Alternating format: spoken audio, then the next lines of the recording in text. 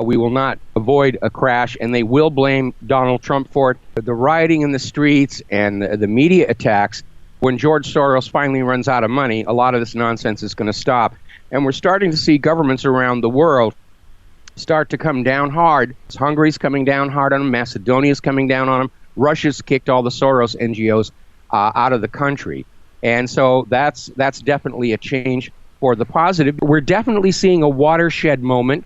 And I think it all centered on that election. When inevitable turns into imminent, supply disruptions, surging demand, and low prices are setting up this commodity for a major run higher. According to legendary investor Rick Rule, we have two options. Either the world sees chaos or the price of this metal rises. Learn more at crushthestreet.com/u. Hello, everyone, and welcome into crushthestreet.com. I'm joined today with the one and only Michael Rivero, the host of What Really Happened, the What Really Happened podcast, radio show, whatreallyhappened.com. And he's on the line, and we're going to be discussing Trump. He's still alive. He's the president, regardless of what people say, and he's hitting the ground running, no doubt. Michael, thanks for coming on the show with me today. Thank you for having me again. Well, Trump is hitting the ground running.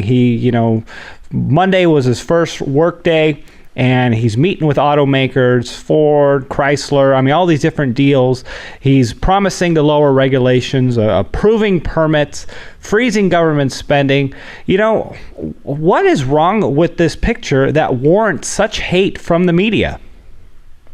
Well, the media definitely has a liberal bias, and I think we need to see that kind of pull on back. But the opposition to Donald Trump is coming primarily from the globalists, the people who've been trying to engineer a one-world government.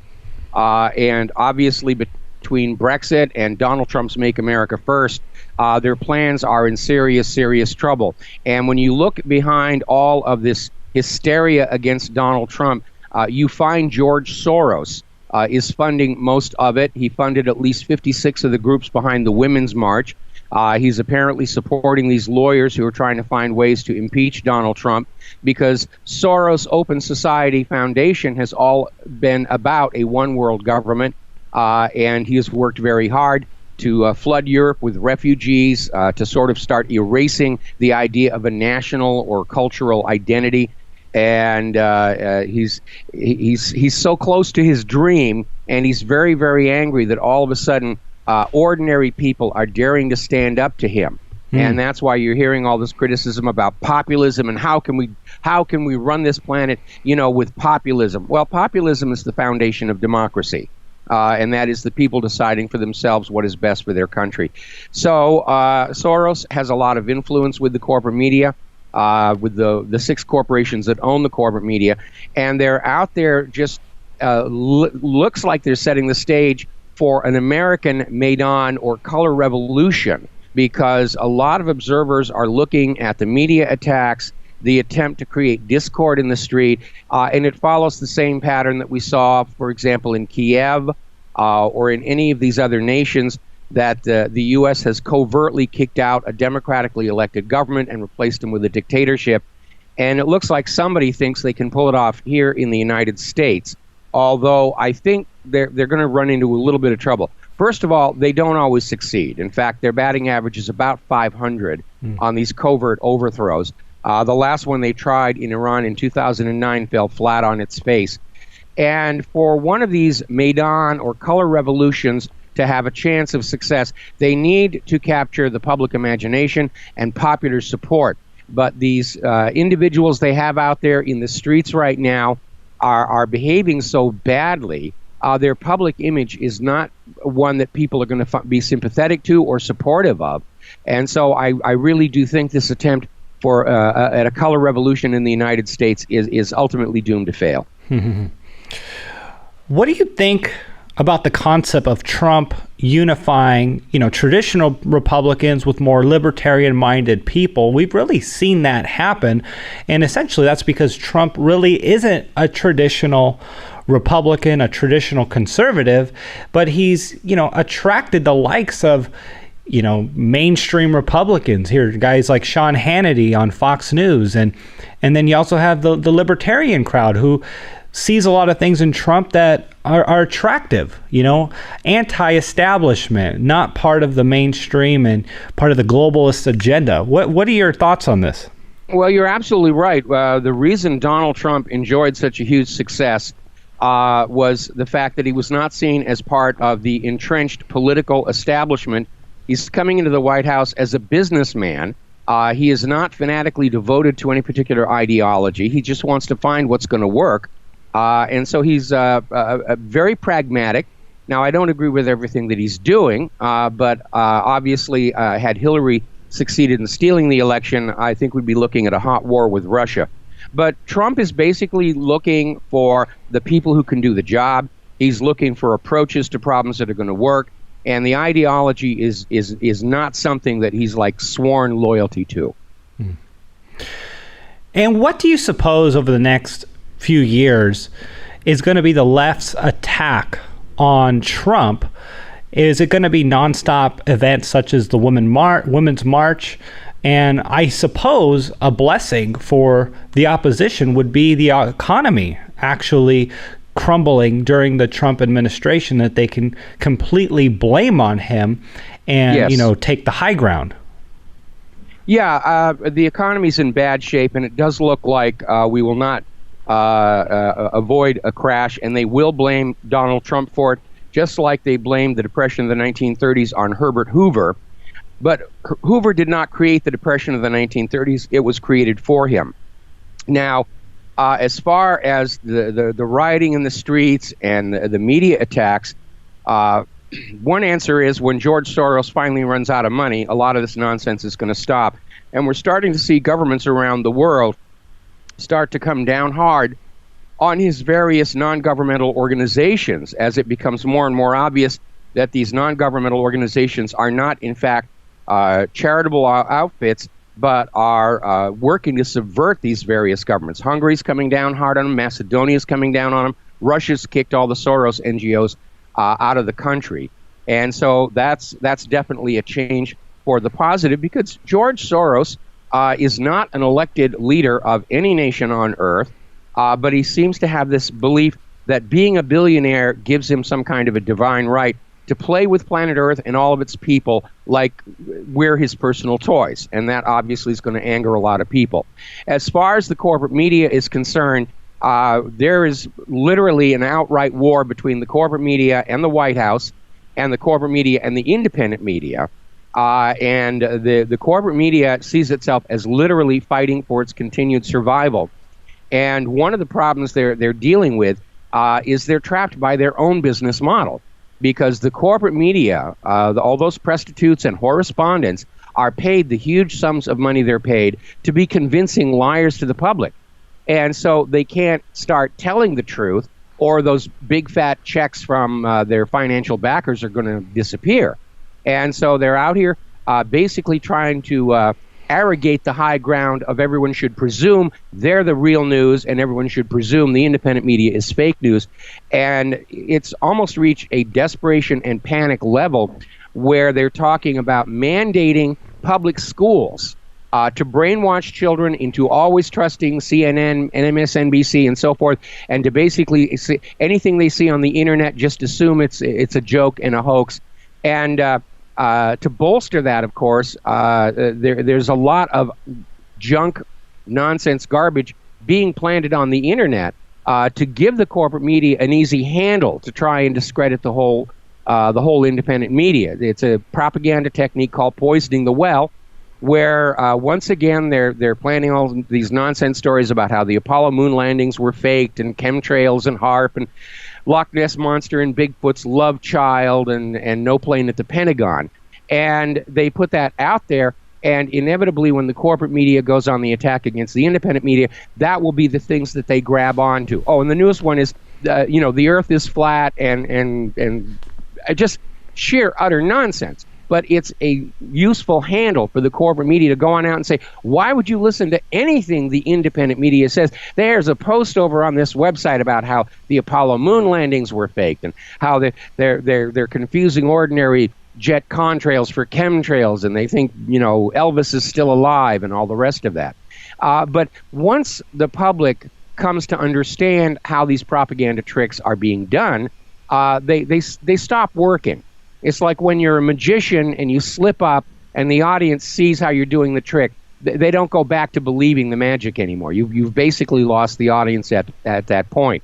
So I think, given the hostile treatment that the corporate media gave Donald Trump during the campaign and continuing to this moment, Trump would definitely be within his authority as president to bring antitrust actions against these 6 corporations that own all the media, because they do form a trust or a cartel, if you will. But the corporate media is losing readership. They're losing audience. We just heard the New York Times is vacating 8 floors of its own building in order to convert them to rental office space just to stay afloat.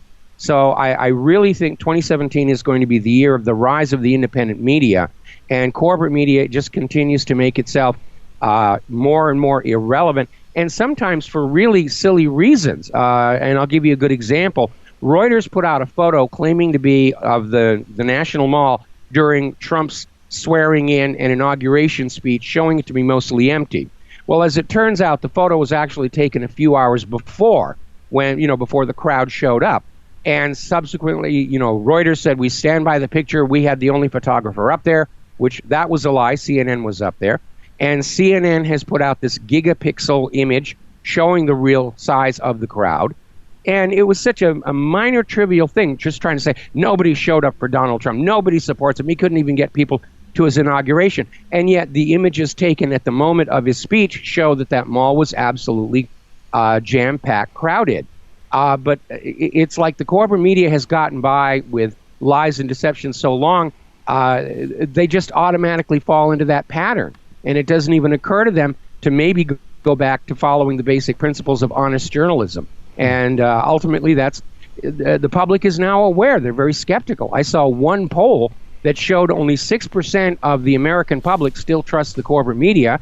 I presume that's the 6% of Americans who don't know how to use a computer. And those are terrible, terrible numbers. Even the most generous poll I've seen places public trust in the corporate media at only 14%. So we're definitely seeing a watershed moment. And I think it all centered on that election, because right up to that last day of the election, the corporate media was absolutely convinced that they had succeeded in brainwashing the American people into voting for Hillary Clinton. They've been out there with all these polls. She's going to have a landslide, runaway victory, and they were hugely embarrassed by that. Now they're trying to find scapegoats, and they're settling on the independent media and saying, well, it was all our fault, that their predictions were wrong and their reporting looks poor. But all we're doing out here in the independent media is we're actually reporting the facts.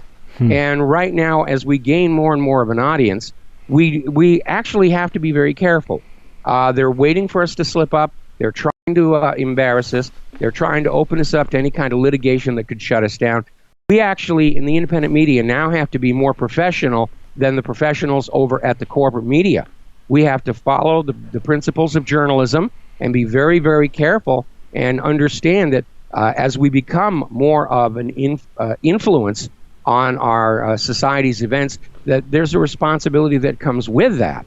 And we have to keep that in mind and not get tricked into a misstep that can be used to harm all of the independent media. Wow. Well, that's great advice right there, and it's great advice for me, too, with what I do here at Crush the Street.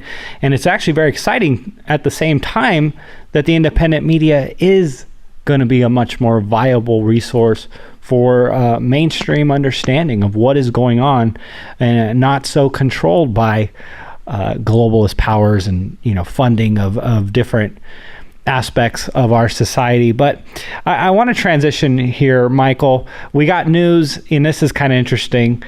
First of all, Hillary isn't in prison at the moment, and I'm wondering if that's water under the bridge. But we also got news that FBI Director James Comey will remain under the Yes. Trump administration.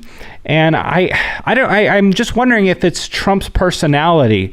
Maybe he just doesn't want to pour salt on the wound. And I watch so much of him. He seems like the type of guy that can butt heads with somebody. And then, after it's done, he moves on. He wants to get together. And I'm really seeing him trying to bring people together, no matter who they are. And I'm wondering if that's why he's not talking about Hillary for prison anymore. Well, he's trying to walk a very fine line here because any move against Hillary Clinton is going to be denounced by the liberals and the corporate media as he's out for revenge. He's just being petty and vindictive. And certainly James Comey, it was very clear during all of that email hearings and so forth. Comey was not at all happy at being deliberately hamstrung by Loretta Lynch. But Comey is an effective FBI director. And I think what Trump is thinking is that if he can get Sessions confirmed as Attorney General, and then Sessions is going to go after Hillary Clinton, that Comey already knows where all the dirt is and where everybody should be looking. And just slowly build a case that it's just going to be obvious to everybody. Hillary Clinton broke the law. She may have betrayed her nation.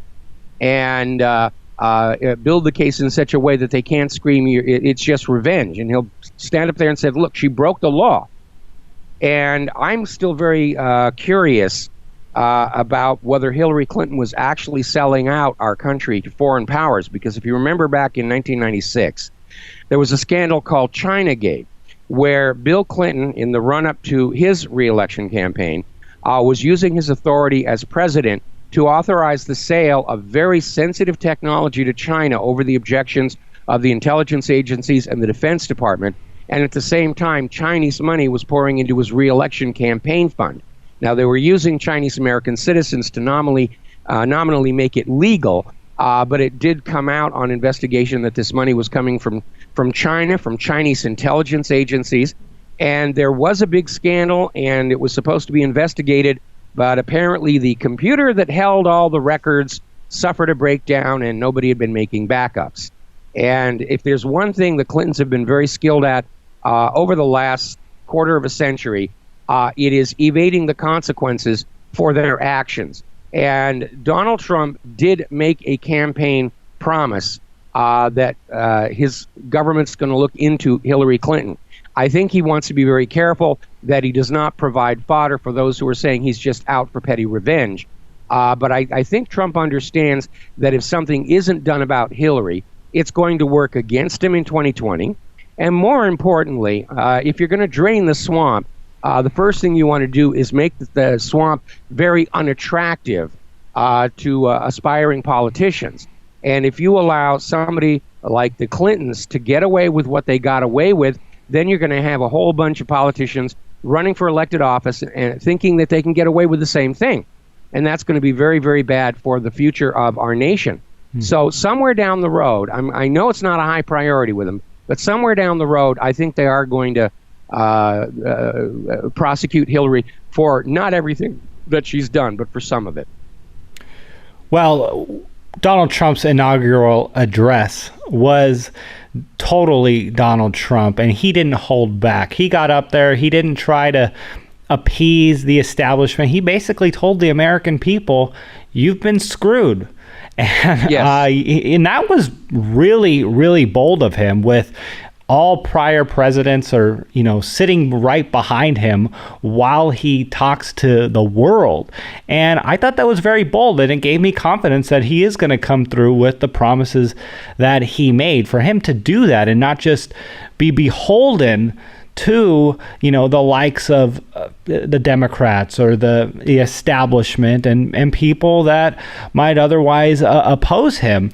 And I thought that was a very good sign. And, we also got news that Trump signed an executive agreement to withdraw from the Trans-Pacific Partnership, TPP. And again, that's him saying, hey, I'm not beholden to the multinational corporations and the establishment and the big money. Any closing thoughts on this topic here? Well, one of the reasons Trump was seen as such a threat by the establishment is he's got his own money. He's not dependent on other people for funding. He made his own money. He can't be bought. He can't be bribed. And if you look at how much he's given up in terms of his own personal comfort to be the president, you understand that he's there because he honestly thinks he can do a good job for the American people. Now, there's an upside to that for the American people. There's also a downside in that Donald Trump right now has managed to enrage or terrify as many different elements of the establishment as John F. Kennedy did, and we all know what happened to him.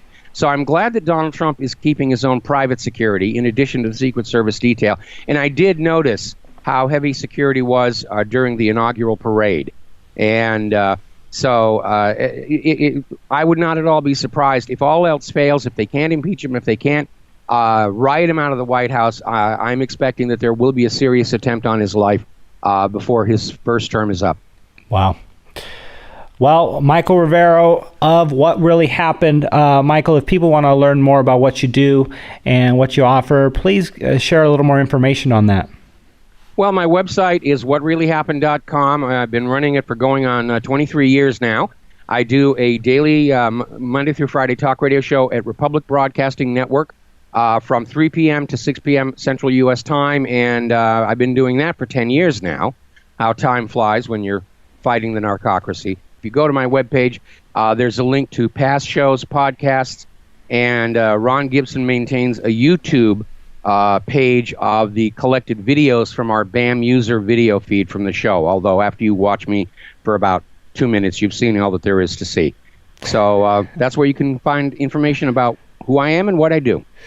Well, Michael, you're the man, and I really do appreciate you coming on the show. It really is a pleasure, and you really shared some great nuggets of wisdom with us and really understanding what is going on and really understanding, diving into the truth.